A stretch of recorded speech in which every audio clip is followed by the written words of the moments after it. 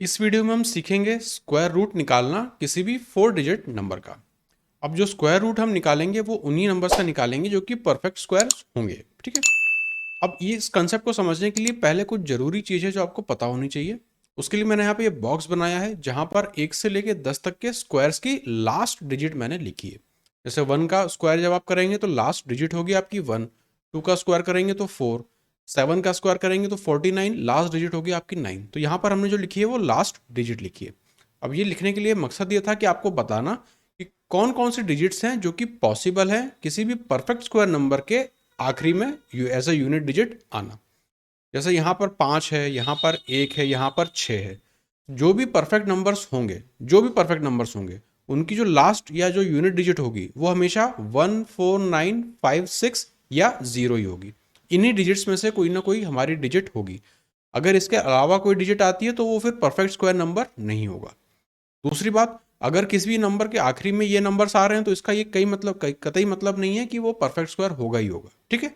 Simply perfect square number वो होते हैं जिनमें हम कोई भी एक आप नेचुरल नंबर को दूसरे नेचुरल नंबर से मल्टीप्लाई करिए तो वो आपको परफेक्ट स्क्वायर या परफेक्ट नंबर देगा। और वो जो नंबर होगा उसका यूनिट डिजिट हमेशा इनमें से एक होगी। तो यहाँ से अगर हम आइडेंटिफाई करें, ये 1 से लेकर 9 तक की 10 डिजिट हैं, इनमें से कौन सी डिजिट्स नहीं हो सकती है हमारे परफेक्ट स्क्वायर नंबर के लास्ट डिजिट। ठीक है। तो उसे हम कैंसल आउट करते जाते हैं।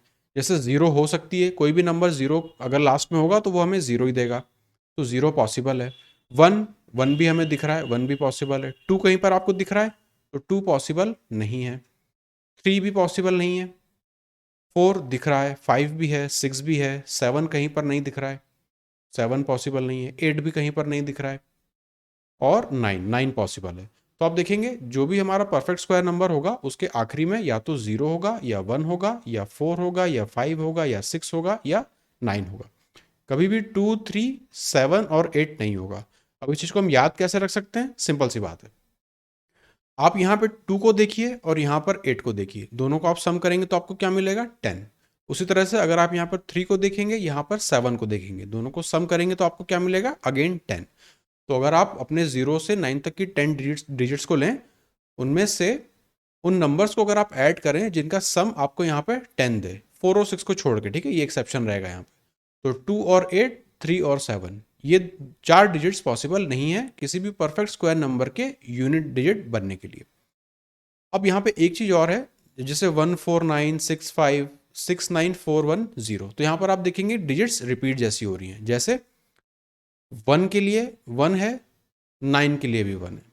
उसी तरह से 2 के लिए 4 है तो यहाँ पर 8 के लिए भी 4 है। 3 के लिए 9 है तो यहाँ पर 7 के लिए भी 9 है। 4 के लिए 6 है तो यहाँ पर 6 के लिए भी 6 है। और 5 का तो अपना 5 रहता ही है। तो यहाँ पर भी अगर आप देखें तो 1 और 9 को आप ऐड करें तो 10 मिलता है, तो दोनों का यूनिट डिजिट सेम है। 2 और 8 को ऐड करें तो 10 होता है, यहाँ पर भी दोनों के यूनिट डिजिट सेम है। 3 और 7 को आप ऐड करें तो 10 मिलता है, यहाँ पर भी दोनों के यूनिट डिजिट सेम है। उसी तरह से 4 और 6 को आप ऐड करें तो भी 10 मिलता है और इनके भी यहाँ पर यूनिट डिजिट सेम है। तो ये याद करने का एक छोटा सा तरीका हो सकता है।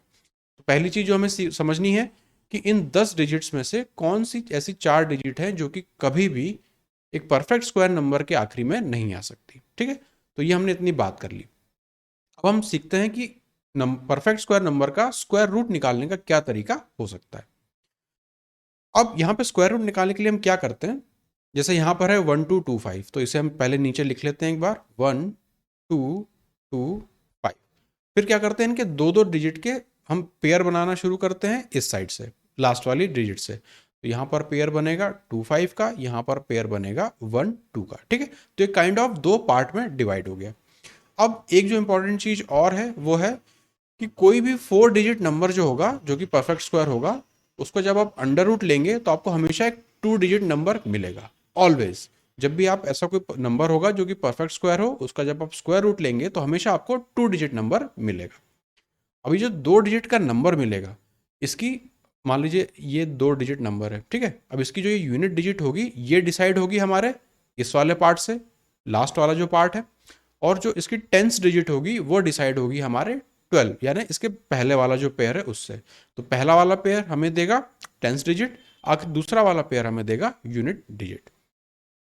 अब यूनिट डिजिट निकालने के लिए हमें पता है कि लास्ट वाला पेयर जब हमें यूनिट डिजिट देगा तो अब ये वाली जो हमने यहाँ पे चार्ट बनाया है ये हमारे काम आएगा। हमें पता है कि यहाँ पे 5 आ रहा है। 5 कब आ सकता है? सिर्फ 5 के केस में पॉसिबल है।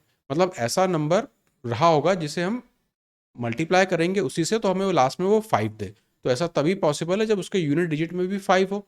और आप देखेंगे इस पूरी लाइन में केवल एक ही पॉसिबिलिटी है कि उस नंबर के यूनिट डिजिट 5 होनी चाहिए। तो अगेन यहाँ पे अगर मैं यूनिट डिजिट लिखूं, ये हमारी हो जाएगी यूनिट डिजिट, यहाँ पर हम लिखेंगे टेंस डिजिट। तो यूनिट डिजिट हमारी होगी 5। ये बिल्कुल कंफर्म है, ठीक है, क्योंकि यहाँ पे एक ही पॉसिबिलिटी है 5 लाने के लिए कि कोई नंबर हो ऐसा जिसे 5 से 5 को मल्टीप्लाई किया हो। अब हम बात करेंगे हमारी जो यहाँ पे टेंस डिजिट को हम कैसे लिखें। तो टेंस डिजिट को लिखने के लिए हम इस आगे वाला जो पेयर है, जो नंबर आएगा उसका यूज करते हैं। कैसे? यहाँ पे है 12, तो हम क्या करते हैं, दो स्क्वायर्स को लेते हैं जो 12 से एक छोटा हो और एक 12 से बड़ा हो। तो यहाँ पर अगर हम देखें 3 का स्क्वायर, 3 का स्क्वायर ये छोटा होगा 12 से, और 12 से जो बड़ा स्क्वायर वो हमें देगा 4 का स्क्वायर, ठीक है। 3 का स्क्वायर और यहाँ पे 4 का स्क्वायर। अब यहाँ पे हमेशा हम क्या करते हैं, जो भी हमारा नंबर होता है उससे छोटी वाली डिजिट की तरफ हम जाते हैं। तो यहाँ पे 3 या 4 में से हमें चूज करना है तो हम छोटा वाला डिजिट 3 को चूज करेंगे। तो जो हमारा आंसर हो जाएगा वो होगा 35। 35 हमारा यहाँ पे आंसर है।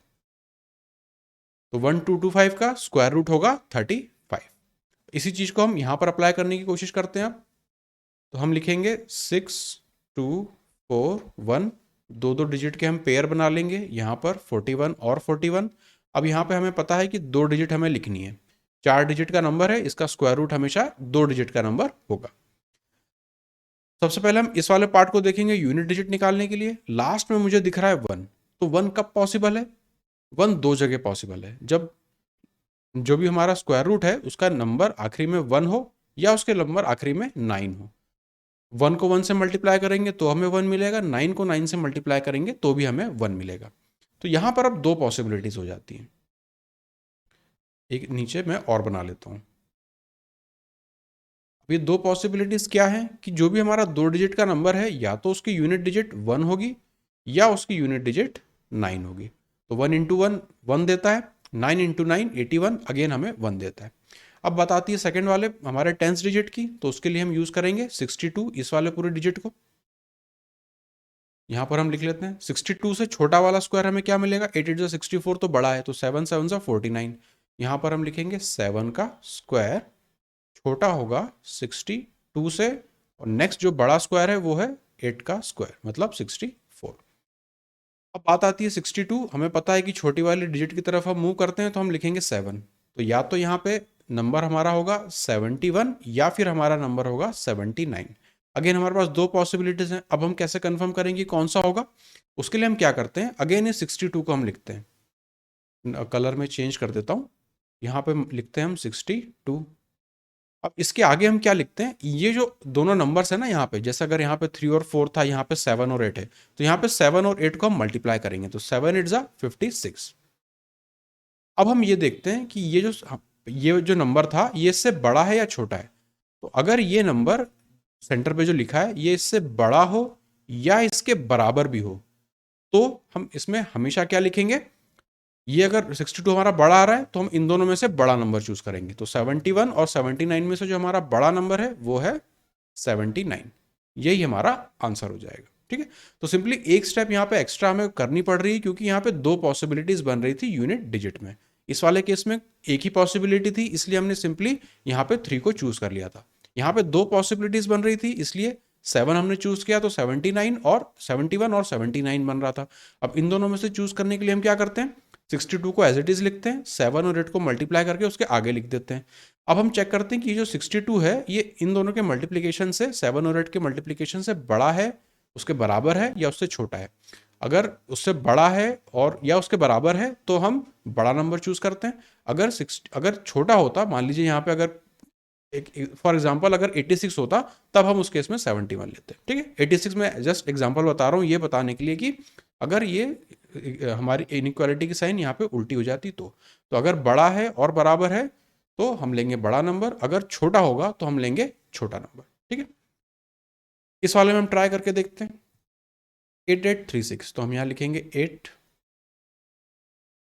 हम यहाँ लिखेंगे 8 8 3 6, दो दो का पेयर बनाएंगे, यहाँ पे 3 6, यहाँ पे 8 8। अब हम यहाँ पे लिखेंगे अपना डिजिट। अब 6 अगर आ रहा है तो कितने केस में पॉसिबल है, या तो 6 के लास्ट में या फिर 4, मतलब जो भी हमारा नंबर है उसके आखिरी में या तो 4 होगा या 6 होगा। तो अगेन यहाँ पे दो पॉसिबिलिटी बन जाती है, दोनों को हम लिख लेते हैं। ये 10th डिजिट बनता, फिर ये दूसरा नंबर हम यहाँ पे लिखेंगे। तो या तो यूनिट डिजिट 4 होगा या यूनिट डिजिट 6 होगा। 4 इंटू 4 भी हमें 6 देता है, 6 इंटू 6 भी हमें 6 देता है। अब बात आती है कि 10th डिजिट पे क्या आएगा। तो अगेन जैसा हमने पहले फॉलो किया था उसी को हम पैटर्न आगे भी फॉलो करेंगे। 88 से छोटा स्क्वायर क्या होगा, 81, वो किसका होता है, 9 का। तो हम यहाँ लिखेंगे 9 स्क्वायर, फिर हम यहाँ लिखेंगे 88, फिर अब इसका जो अगला बड़ा स्क्वायर होगा वो होगा 100, मतलब 10 का स्क्वायर। तो 9 स्क्वायर, 88 और 10 का स्क्वायर। तो क्लियरली यहाँ पे हम क्या करते हैं, छोटे वाले नंबर की तरफ मूव करते हैं। तो यहाँ पर मैं लिखूंगा 9 और यहाँ पे भी 9।